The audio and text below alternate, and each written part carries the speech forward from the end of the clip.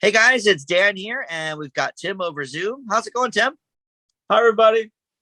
It is time once again for Dan Does Disney, and we leap into number 63, and it's the first from the year 1963, which I think is very cool as we go through the movies here. We are up to the first ever sequel in the Disney filmography, which sounds hilarious today because, of course, they're all about the sequels, and even in the 90s, they did all the direct to video sequels. But this was the first. It is Son of Flubber. And Tim, as you've told us many times, not on Disney Plus. Not on Disney Plus. And I mean, I guess some people could argue that they did do some sequels prior to this with the Davy Crockett movies, but those were based off of TV shows, and the same thing with the Zorro. They had two Zorro movies, but I would say this is the first sequel. And maybe some people could argue that, was it Three Caballeros is a quasi sequel to Saludos Amigos because it has the same characters a little bit. But I think those are two different movies as well. Yeah, I mean, I think, David Crockett I had thought of. I forgot about the Three Caballeros connection, but David Crockett I thought of, but I was like, that was just repackaged shows from Disney, from the TV show. I think this is all the sites and stuff that I looked at were pretty resolute that this is the first actual sequel. So I'm okay with that designation. Somewhere, if I haven't thrown it in the garbage, I do have this on DVD, but we couldn't find it, so we ended up splurging for the rental on this. But for now, not on Disney Plus.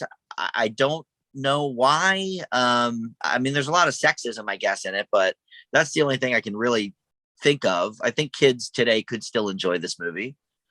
Yeah, and the Parent Trap was on there, and that had some adult content as well. Like, I probably would, that was more racy than this one. Yeah, I would say that's probably true. So, I'm not sure, but another one here that you can't find currently on Disney Plus. But this was a huge hit back in the day. The sixth highest grossing movie of 1963, the only Disney movie to make the top 10. And it was shot in black and white, but we've seen colorized versions pop up on VHS in the past, and I think on television as well. So Walt was very, very against making sequels. He said, this is not a good idea. I don't want to revisit the past. I want to do new things every time. However, the response from that first movie was so good, and he had all of these gags that were left out of the first one. So he was like, okay, he relented and said, I guess we will do this movie.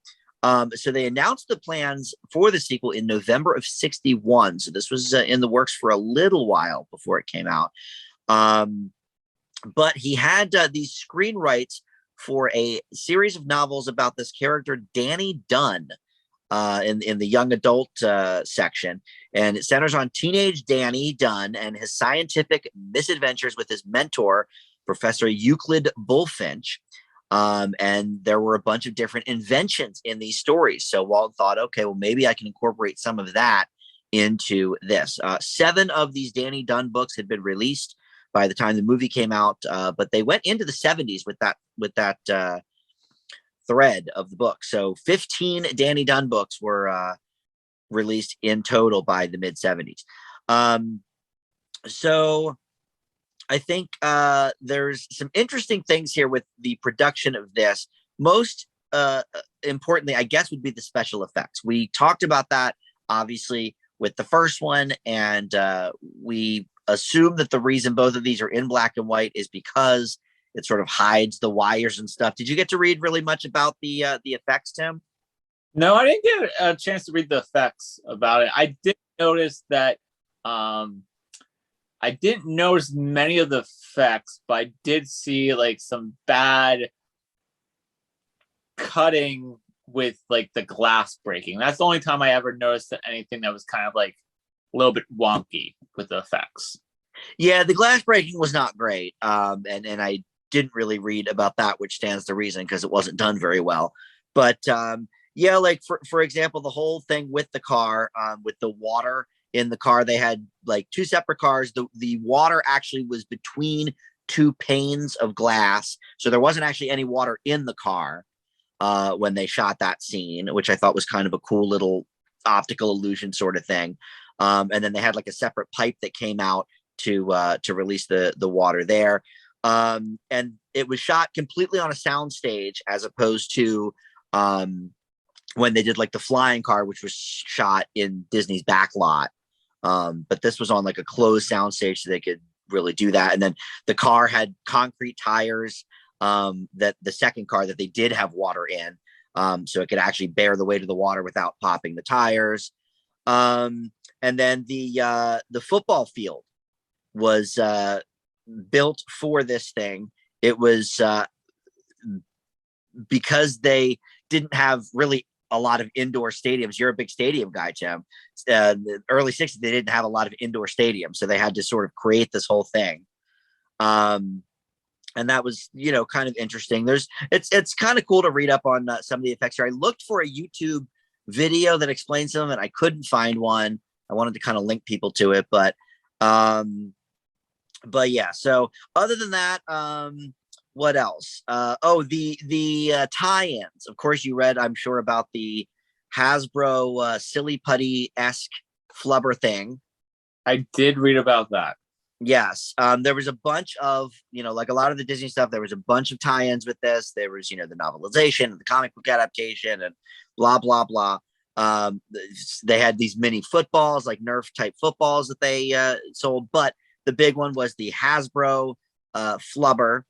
And it was marketed, that it was, safe for everybody and no problem. But within weeks of release, children were coming up sick.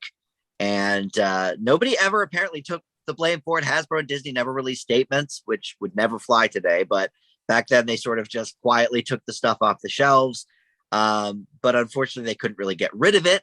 So they had a fire with it. They tried to throw it in the lake at one point, and it kept bubbling back up. So they set it on fire, and there was a big black cloud over Rhode Island about it. So they ended up burying it underneath the Hasbro factory parking lot.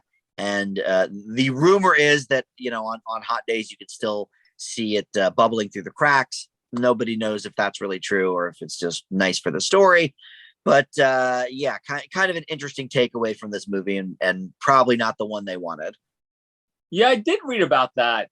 But I kind of remember that we talked about a little bit of it, like after the first movie we did, but they didn't read this story last time. Yeah, you know what? I'm glad you said that, because I was thinking the same thing. I didn't go back and watch our review for that, but I was like, this sounds vaguely familiar, but I don't remember hearing about like it still bubbles up from the concrete. So maybe there was a different type of flubber that they released for the first movie, and that also had issues. I don't know. But yes, I remember, that we did sort of touch on that with the first movie, but not to this degree. Yeah, from what I recall from the first one is that it just stained stuff. Like it just kind of green. But this one, it caused rashes with kids, and then they couldn't burn it, they couldn't sink it, and they paved it into the ground. Yeah, they did the old Atari ET game. Yeah, they made its own their own pit for it. But yeah, so that's the big legacy, I guess, of this movie. But all right, so I guess that's all I really have about the making of. So Tim, why don't you tell us all about the plot, and of course, you always give us the actors and their Disney connections as well. Yep. So this is the first Disney sequel, the sequel to the 1961's Absent-Minded Professor, and it's called Son of Flubber. So we have Professor Ned Brainard, and his discovery of flubber hasn't quite brought him or his college the riches he thought it would. The government has declared that his flubber is top secret, and the IRS has slapped him with a huge tax bill, even though he hasn't received a single set yet. Can his new discovery, flubber gas, which can change the weather, save the day? Can it also help Medfield's college's underdog football team win the rivalry game? All of this happening while he also is trying to save his marriage, as Betsy is jealous of an old flame of Ned's who has shown up in town. Many things happening. Many things happening. So cast-wise, we have so many people bringing back and doing their role again. We have Fred McMurray. He plays Ned Reynard. We last saw him in Bon Voyage, and we'll next see him in Follow Me Boys in 1966. So a couple years from now. Wow, he took a 3-year hiatus from Disney. Yeah. Well, he was, I guess, getting upset. Remember, we talked. I guess was that during Bon Voyage. He wasn't as happy with all of the little kiddie roles he was getting. Am I remembering that wrong? No, I think he kind of had a spat with Tommy Kirk on set. I think that was. Well, I knew that. Yeah. Do you think that was why? Maybe. Could be. Or maybe he just needed a break, and but maybe it just took a while for that movie to come out, type of thing. Oh, I guess he was on TV by then too, though. But didn't he? He did My Three Sons. I guess that was on the air by the 1960s. So okay, that could be why too. So we have Nancy Olson reprising her role as Betsy Brainard. They are now married in this movie. We last saw her in Absent Minded Professor, and before that we saw her in Pollyanna. We'll next see her in 1972 for Snowball Express, which is a Disney. We probably mentioned this before last time we talked about it, but she is an Oscar-nominated actress for supporting actress for Sunset Boulevard in 1950. We have Keenan Wynn. He plays Alonzo P. Hawk. He was the villain in the last one. He's the villain once again. We last saw him in Absent Minded Professor, and we'll next see him in Snowball Express as well. Wow, I never even heard of that movie. I've seen that movie. That's one that I've seen. It's what? Aaron owns it on DVD. I probably have it behind me somewhere. What the heck? Maybe. Wow. All right. I don't know. That's a new one to me, Tim. Yeah, it's one of the she grew up watching it. Yeah, okay. And I mentioned this before when we talked about him in the last the Absent Minded Professor.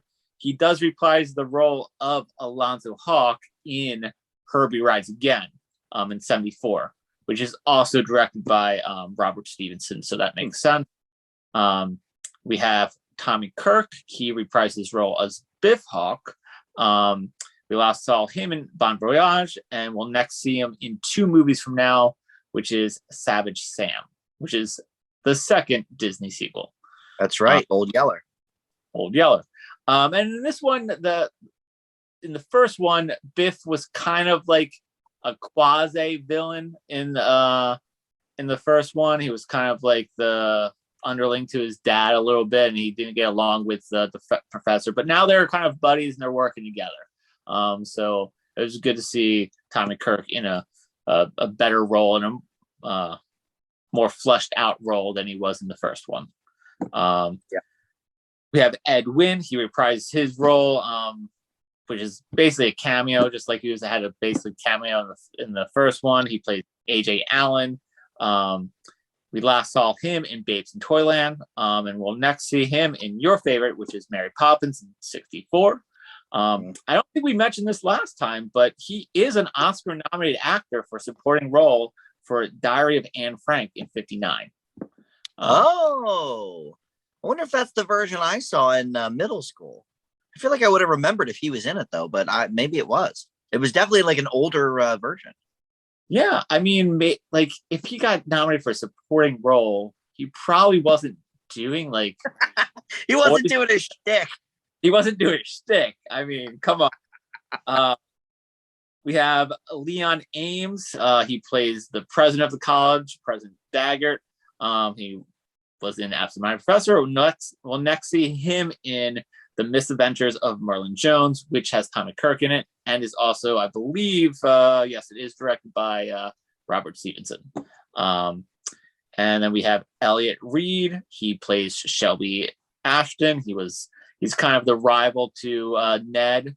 He's always trying to get Betsy in the first one, and in this one, we saw him in Absent Minded Professor, and we'll see him again in 1966 with Fred McMurray in Follow Me Boys. And then we have newcomer, Joanne Moore. For us, she's a newcomer because this is her only Disney role. She plays Desiree De La Roche. She's the old flame that comes into town. She has lots of acting credits on her thing, but probably the most famous one is Orson Welles' Touch of Evil. She was in that. Okay. And then two other people reprising their roles, and they're my favorite. It is James Westerfield and Forrest Lewis reprising their roles as Officer Hanson and Officer Kelly. They were in Absent-Minded Professor and the Shaggy Dog as the bumbling cops. They're not in it too much. Once again, their Shaggy Dog roles were the most prominent. And this one, they have like probably 2 scenes in this one, which is probably what they had in Absent-Minded.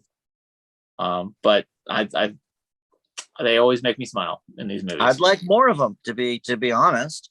Would like more of them as well. And then we already talked about the director a little bit. It is Robert Stevenson. We last saw him in the last movie we talked about, which is In Search of the Castaways. And then a couple years, I guess it's next year in 1964, but it's probably like 6 movies from now. It is The Misadventures of Merlin Jones, which stars Tommy Kirk. And I think So Mary Poppins is 1964 as well, right? Mary Poppins is 1964 as well. He did like 4 or 5 movies here in like a 2.5 year period. I think when we talked about time, he directed 19 Disney movies in like 20 years span. That's crazy. Guy was a hard worker. Yeah. So like you said, it was the 6th highest grossing film of 1963. I looked at them, and the ones that Cleopatra was number 1. I forgot what other one I recognized. There was a handful in the top 10 that I think Bye Bye Birdie was either 7 or 8. Yeah. I forget what number 2 was, but yeah, I had heard of, I think, 4 out of the top 5 that were above this one. Okay. And like you said, it was colorized for the VHS released in 1997. The only other thing I have here is that in the trivia, it says this was criticized for animal cruelty. And I was like, really? Like, yeah, I saw that too. I didn't quite get that. Chickens, maybe? I was like, is it Charlie the dog? Like, to make him go cower underneath the stove or like under the rug? Or the guy's falling in a chicken coop. Like chickens is the only thing I could think of. But even that, like, I don't know. It didn't seem that cool, but whatever. Yeah, where we've seen other movies that didn't say this at all. No, like some of the true, what was it, true life fantasies, whether real or fake. Yeah, like a lot of, I would say much crueler to animals than this one. Yeah, Nicky Wild Dog of the North had dog fighting in it. Real dog. Well, look, on IMDb, I think people could just write things. So maybe it really wasn't criticized for animal cruelty. I don't know, but yeah, it seemed like an odd one to be sort of picked apart for that specific thing. Yeah. But yeah, the only other thing I had really, which I guess is more plot related, but how when Ned plays the sax, it's really Fred McMurray doing the sax from his old career before he was an actor, where he was a sax player for hire. Oh yeah, I did read that, but I forgot to write it down. I thought that was kind of weird though, because to me, like, it didn't seem at all like anybody was really playing. It seemed to me the type of scene where they would add in the music afterwards. Like, it didn't seem like he was playing anything that extraordinary on the saxophone. Yeah, but maybe it was he played the saxophone and then he also acted out him playing the saxophone type of thing. Okay. Yeah.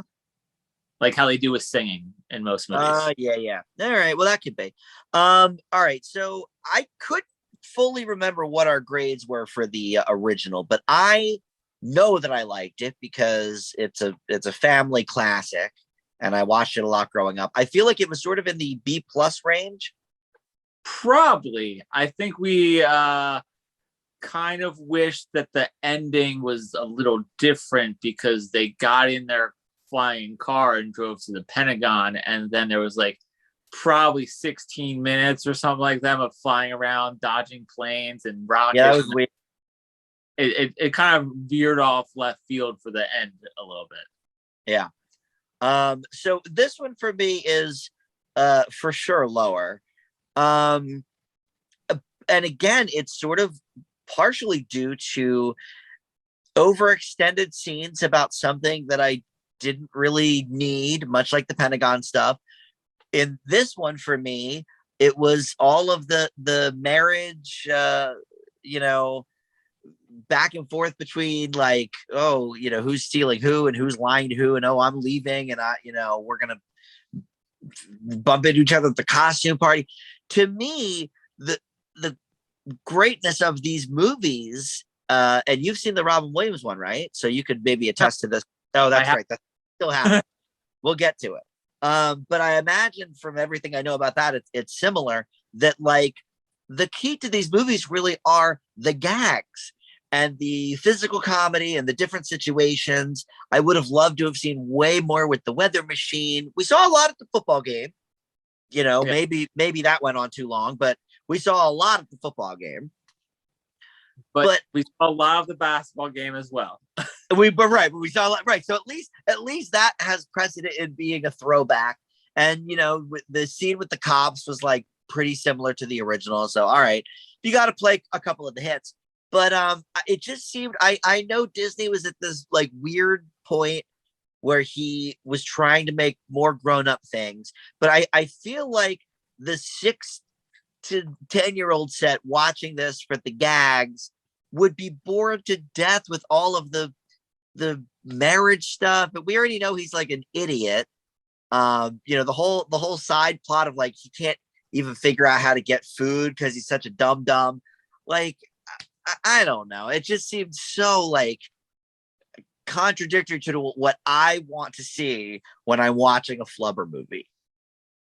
Yeah, I will agree with that a little bit, but I was less like distracted by these side plots than the like probably the like that final scene of the first Pentagon was with the Pentagon just was like went on forever. I was like, but I did appreciate for this one with Betsy. I liked the beginning where like with the IRS agent and stuff like that. I thought that was kind of humorous with the interactions with her and the IRS agent and Ned. Yes, I wrote down that there are funny gags for both kids and adults, because like the Flubber ad that they showed them, like that is a funny gag that I'm not sure kids would necessarily get the political or the marketing aspect of it or whatever, but adults could like that. But the marriage stuff, there wasn't anything really like funny about it. It was like this dry part of the movie, at least with the Pentagon thing, which I agree 100% with everything you said with the Pentagon thing, but at least we saw some special effects with it. It was like, okay, they're flying. Here it was just like dry drama that I just didn't think fit with the rest of the movie. Yeah, I'll agree with that. Yeah, so that was really my biggest issue with it. But there are definitely some funny gags. The chicken coop thing was funny. I really love what's his face, Paul Lind, that was doing the color commentary at the game. Yeah, this was his film debut, so I love that. And yeah, the stuff with the government at the beginning, the first like 10-15 minutes of this is like solidly written humor for I think both kids and adults. And then it sort of gets a little more scattershot after that. Yeah. Yeah, and like I said, I thought all the special effects with the football game and the flying car. I did think the water filling up in the car, with how you described it. I mean, it came across really well. I think that scene was better than the scene in the first one where he was just kind of like hopping on top of his car and kind of like freaking him out that way, where like his car filling up with water was crazy. I thought that was they stepped up a notch for that one. Yeah, I think some of the effects definitely were stepped up. I mean, I am reminded of the scene in the first one with the with the villain like having to bounce up and down like that. That was pretty well done. But we definitely saw in the football game, I think there were some better effects than that. You mentioned, the car was definitely an upgrade from the first one. So I think, what was the first one? 1960? 61. 61. Okay. So, they had a year and a half or so, I guess, to, kind of tweak the effects a little bit. I guess I just, and look, maybe budgetary reasons, they couldn't have too many more effects. I don't know. So they decided to go with the sort of odd family drama and all of that kind of stuff. But I will say one thing I wrote down, one line that I thought was pretty interesting. So he says, no wife of mine is going to work, when she threatens, that he doesn't have any money from this. And I thought, all right, well, that's typical, 60s kind of mindset. But then the guy says, oh, well, that's an old fashioned attitude to have. So I thought, all right, well, that's actually pretty progressive for a 1963 movie that somebody's kind of calling him out on being sexist. Yeah. Yeah. And so like I mentioned about the effects, the glass breaking, I thought the glass breaking was good. I especially like the milk truck glass breaking. I thought that was good. But there were like a couple, I don't know what happened, but like they had the camera set up and they were doing some glass breaking, and it would just be like, it shifted just a little bit that you could see that there was like a cut a little bit and like more glass breaking in the same shot. And I was like, okay. Yeah, it wasn't very, would have been worse in color. Probably. But for the most part, the glass breaking did look good. There was just like, I think 2 shots that I was like, okay, something happened with that camera setup that it didn't look in one fluid motion how they wanted it to look. Yeah. I wonder if just to sort of get off the review portion for a second, I wonder if this had not succeeded at the box office, if Disney would have continued his sort of fight against sequels. But obviously this was a huge hit for them. Yeah, it was a huge hit. But and black and white. I mean, not many movies in 63 were still black and white. So the fact that it was a sequel and black and white movie and still was such a splash, I had to be a good sign. And he must have been like looking at dailies and been like, okay, I accept this, because 2 movies from now is another sequel. So he had to put his stamp Right. of on getting another sequel out there. I don't know when it comes out, but it's the 3rd of 6 movies for 63. So can't be that far away from now. I mean, yes, this is I think this came out January 16th, so it's like early in January. So yeah, but so maybe by June, but that's a great point. They had to have filmed Savage Sam at least mostly probably before this even came out. Yeah. So yeah, but that's interesting. All right. Well, should we get to the grades? Is there anything else you wanted to say about this, Tim? No. I mean, I think acting wise, I thought everybody did a good performance acting wise. Yeah, like Edwin is doing his shtick, so like yeah, it's Edwin. But everybody else, I feel like is doing great. I gotta watch the Anne Frank movie now. I swear, if he's doing his bit in the Anne Frank house, that would be insane. They would not.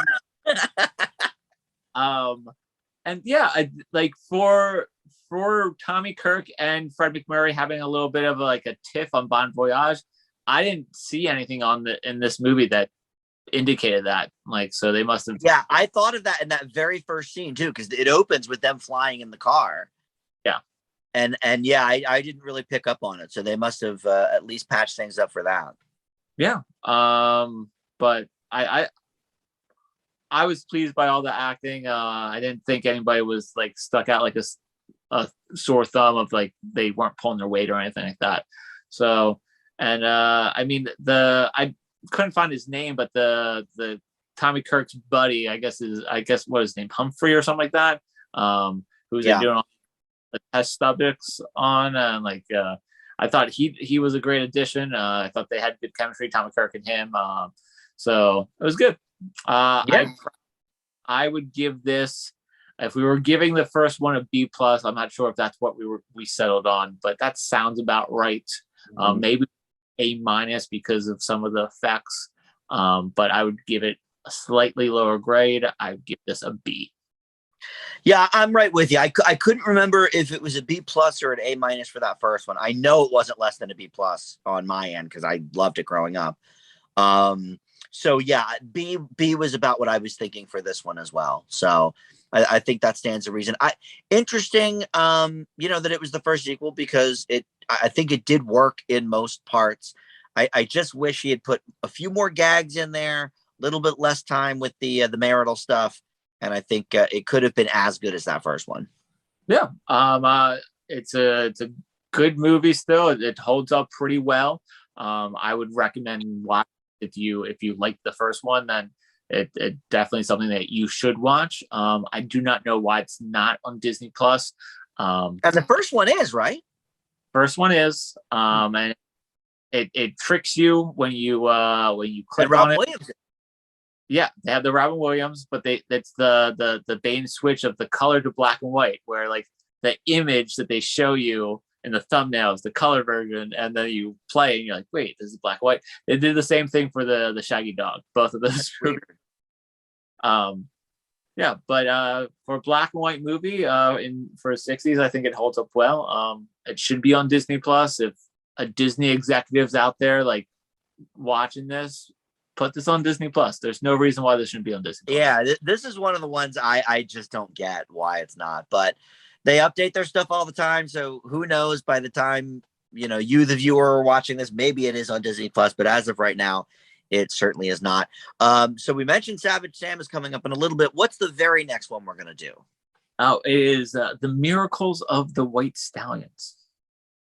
That sounds like another animal movie. White Stallion makes me think horse. Is it a horse movie? It's a horse movie. When I hear White Stallions, I think of horse. All right. Well, the animal ones are not my favorites. We've got 2 in a row now. Savage Sam's obviously the Old Yeller sequel, so we'll do a few more animal ones, and then that's it. What else is on from 63 on Disney Plus? It's the last 2. Okay. It goes Miracle of the White Stallions, Savage Sam. Started with this one. I believe it's the Haley Mills one is the 4th one. I don't know if it's Summer Magic or Moon Spinners. It's one or the other. Okay. 163. I think the next 164. I think it might be Summer Magic. But that's not on Disney Plus. It's the last 2, which is The Incredible Journey, which is which turns into Homeward Bound, the remake, but Homeward Bound, The Incredible Journey. So it's another animal movie for you. And then the last one is the animated movie, which is Sword and Stone. So okay, interesting year for Disney. We'll see how these shake out. Tim, thanks as always for joining us. My pleasure. And we'll see everybody next time.